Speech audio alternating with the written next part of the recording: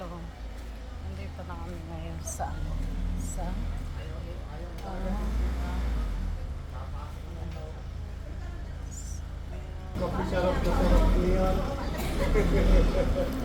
park lang kami.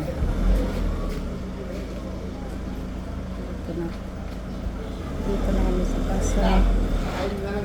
Anong lugar ito? Malapit lang ito mismo sa dagat. Diyan lang ang dagat sa dagat. Kaya ano?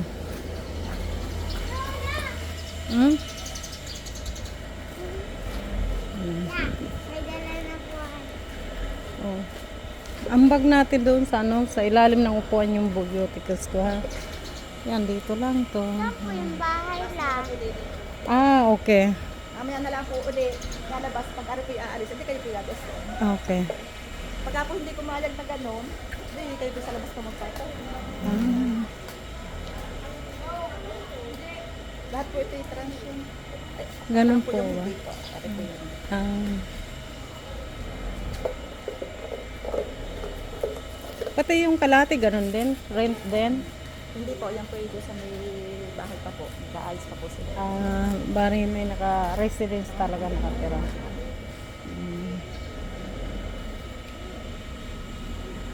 Dito na kami sa ano. Anong pangalan ma'am nito resorts dito?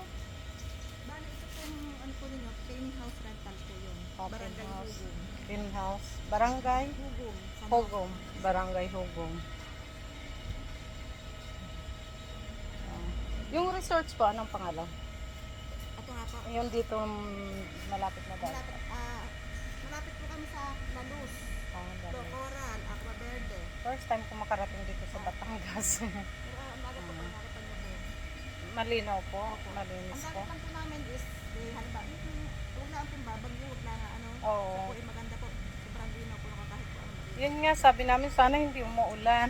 Sana na wag uulan para ano ang tubig.